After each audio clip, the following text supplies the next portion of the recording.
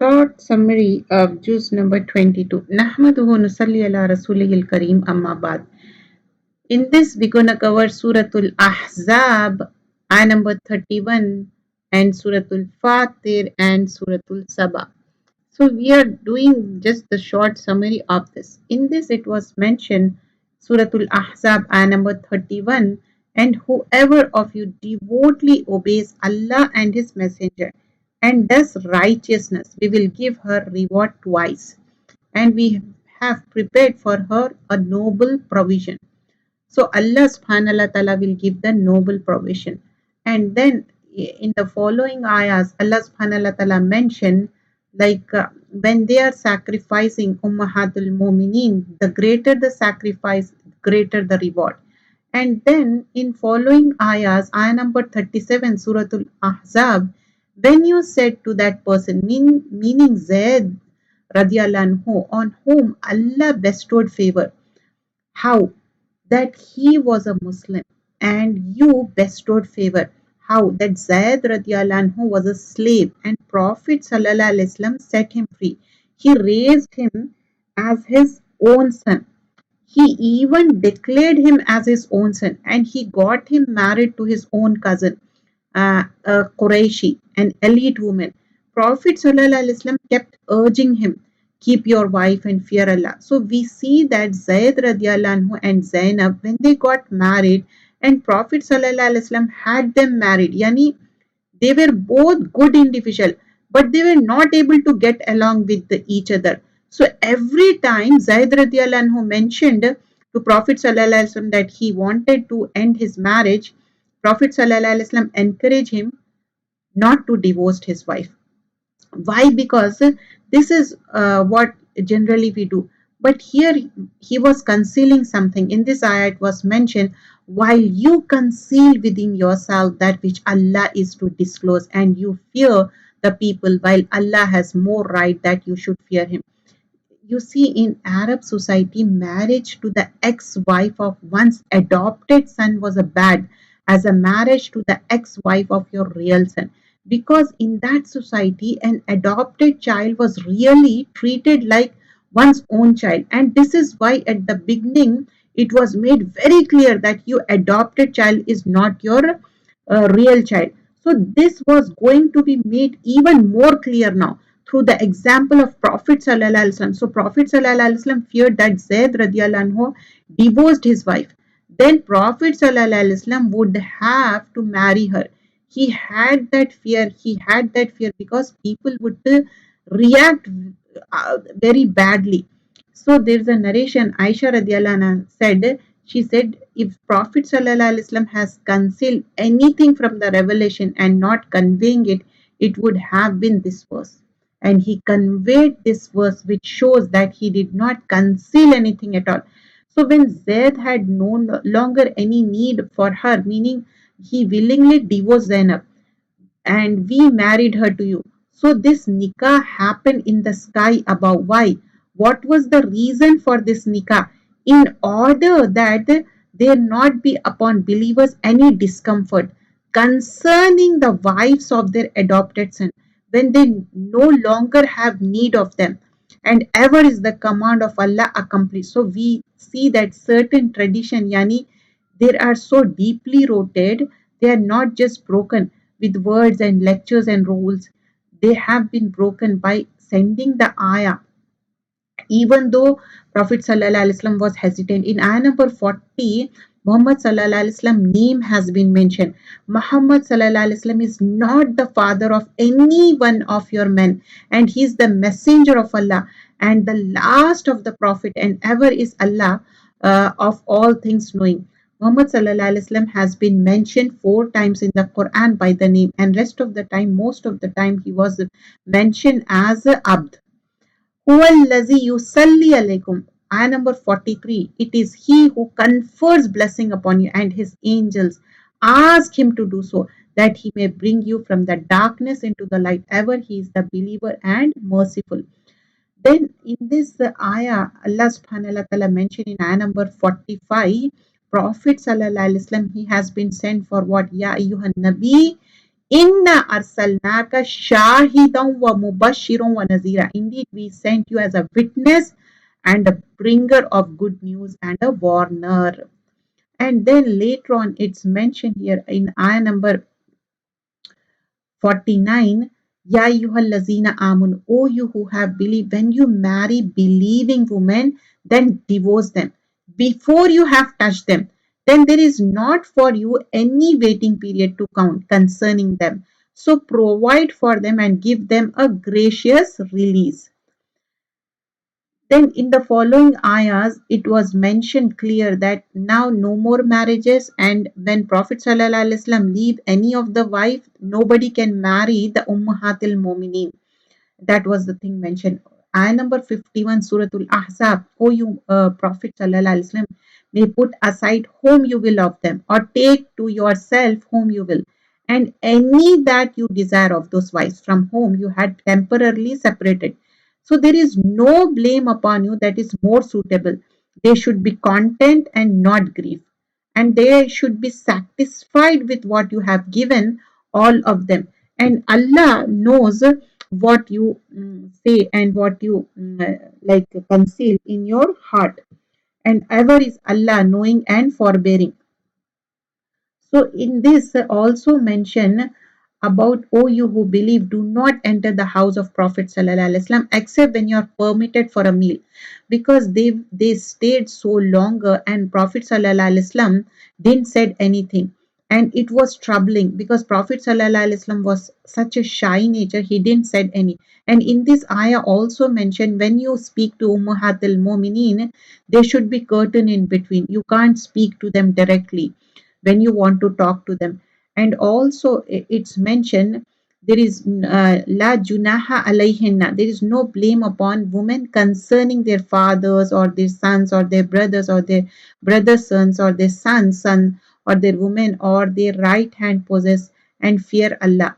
Means women are being told, and fear Allah, O woman, indeed Allah is over all things a witness. Ayah number 56. Inna Allah wa malaikatuhu yusalluna ala nabiyyi. Indeed, Allah confers blessing upon Prophet sallallahu alaihi wasallam, and his angels ask him to do so. O you who have believed, ask Allah to confer blessing upon him and ask Allah to grant him peace. So Allah subhanahu wa ta'ala is informing us over here of the status of Prophet sallallahu alaihi wasallam. What is that status? That is the highest company in the highest gathering. Allah subhanahu wa ta'ala, Allah exalted, send his blessing on Muhammad sallallahu alaihi wasallam, sending durood on Muhammad sallallahu alaihi wasallam, his angels who are very close to him, muqarrab angels. So we should also send durood to Prophet sallallahu alaihi wasallam. In a hadith, we learn that whoever from my ummah sends salah on me sincerely with his heart, then Allah will send 10 blessings on him. Allah will raise his status by 10. Allah will record for him 10 good deeds, and Allah will erase from him 10 sins.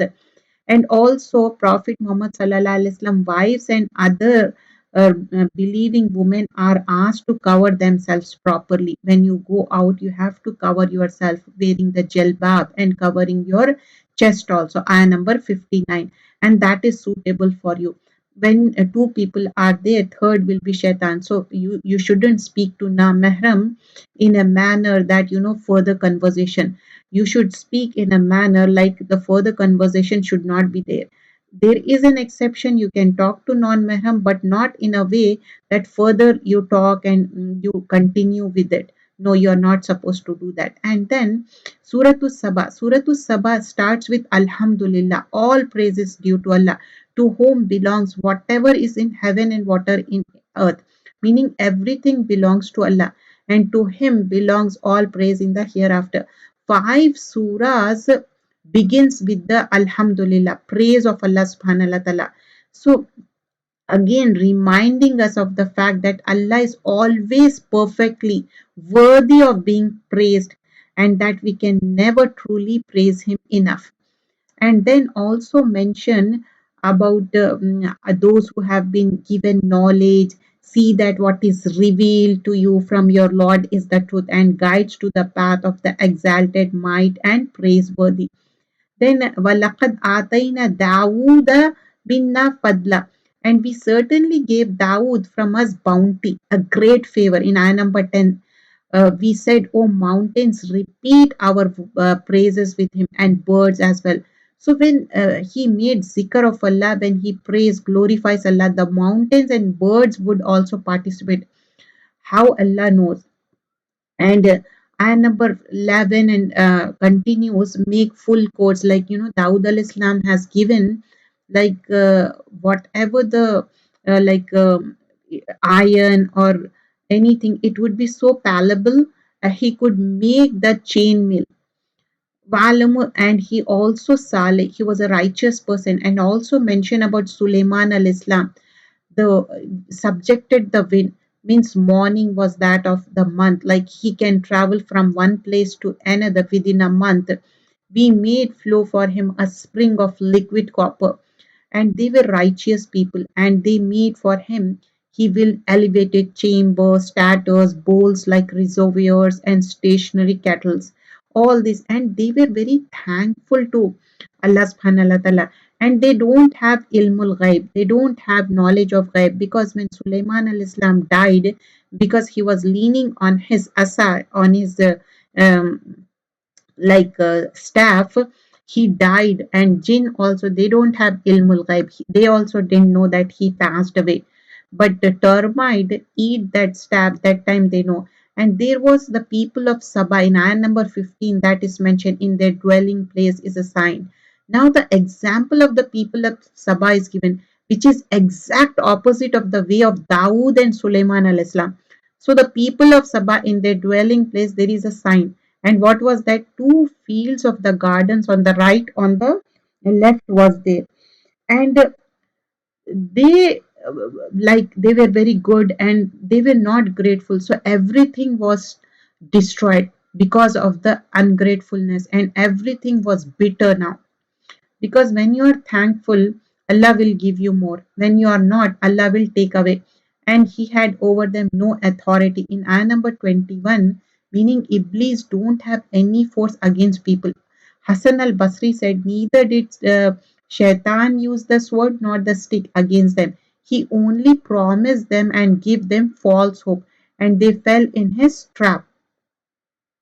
And in the following ayahs, Allah subhanahu wa ta'ala says, He is the one who provides for you from the heaven and earth. Ayah number 24. And indeed, you are either upon guidance or clear error. And then Allah subhanahu wa ta'ala talks in ayah number 37, and it is not your wealth or children that brings near to us in position, but it is being one who has believed and done righteousness. So we should have the righteous deeds, not any other thing that can bring closer to Allah subhanahu wa ta'ala. Righteousness in the akhirah, what will work? Righteousness. The truth has come, and falsehood can neither begin anything nor repeat it. Ayah number 53, and they had already disbelieved in it before, and would assault the unseen from a place far away. Then the following surah, Suratul Fatir, this also starts with Alhamdulillah, praise of Allah subhanahu wa ta'ala. As I mentioned before, 5 surahs begins with Alhamdulillah, the creator of heaven and the earth, who made the angels, messengers having wings. How many wings? Two or three or four. He increase in creation what he wills. Indeed, Allah is over of things competent.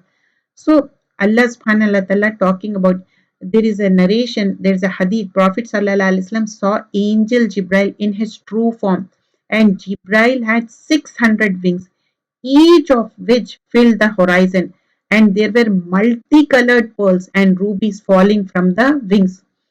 And also we learn that Hajar, when she was looking for the water for the Zamzam, she saw an angel at the place of Zamzam striking the earth with the wing until water gushed out. And O mankind, indeed promise of Allah is truth. So let not worldly life delude you. Be not deceived about Allah by the deceiver. So here in ayah number 9, Suratul Fatir, and it is Allah who sends the wind, and they stir the clouds, and we derive them to dead land, and give the life there to earth after its lifelessness. Thus, it's the resurrection. And then Allah subhanahu wa ta'ala talk about, and not like other two bodies of water. One is fresh and sweet, palatable for drinking, and other is salty and bitter. Ayah number 12. Suratul Fatih. And from each you eat tender meat and extract ornaments which you wear. And you see the ship plowing through, that you might seek of his bounty. Perhaps you will be grateful. Two different sea, one is sour and one is sweet. Still, they don't lose their goodness. So, we also, when we mix with the bad people, we shouldn't lose our goodness. And number 18, no barrier of burden will bear the burden of another. Means you are responsible what you do. If a heavily laden soul calls another to carry some of its load, nothing of it will be carried, even if he should be a close relative. Ibn Abbas said the son will meet the father and the mother, and they will request to him to carry something of their burden, but he will say, I already have my own burdens. Sorry, I can't. This is why Prophet sallallahu alaihi wasallam said, I don't want any one of you to come to me on the day of judgment carrying over his neck a sheep that will be bleating. Such a person will say, oh Muhammad sallallahu alaihi wasallam, please intercede for me. I will say to him, I cannot help you. I conveyed message to you. So that day, Allah's Messenger sallallahu alaihi wasallam can't help it. Ayah number 31, and that which we have revealed to you, the book is truth, confirming what was before. Indeed, Allah of His servant is acquainted and seeing.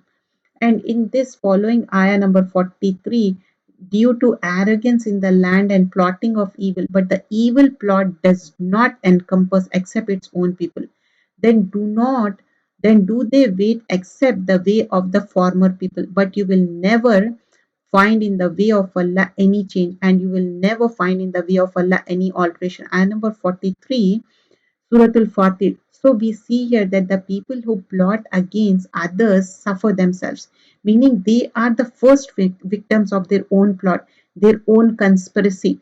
We learn Muhammad ibn Ka'ab said there are three things which no matter who does them will not be saved until he suffers the same that he tries to inflict on others. And what are they? First, makar, plotting to harm someone. First, a person will harm themselves. Rebellion, baghi, when a person rebels, they first harm themselves. And nakat, betrayal, when somebody do wrong, they are harming themselves only.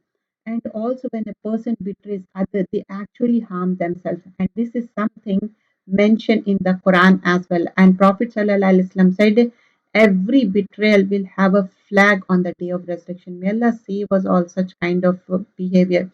And Suratul Yasin is a beautiful surah, and Quran al Hakim, by the wise Quran. Indeed, you are from among the messenger on a straight path. This is a revelation of exalted in might and wise, that you may warn a people whose forefathers were not warned, so they are unaware.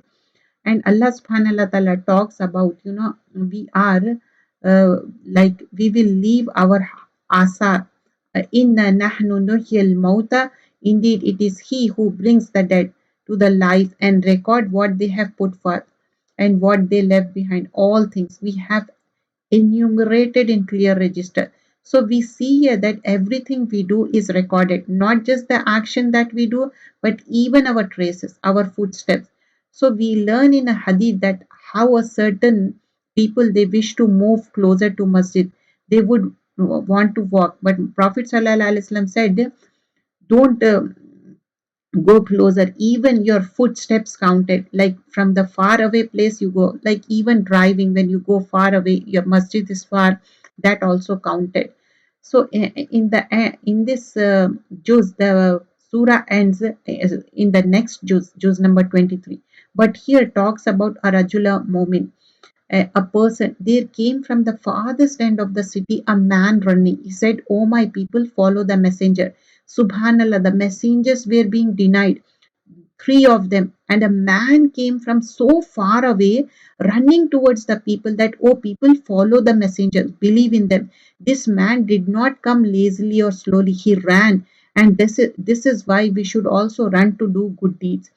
Ittabu, follow those who do not ask of you any payment and they are rightly guided. Yani, this is a sign of truthfulness of the prophets, that they don't expect any worldly return from people.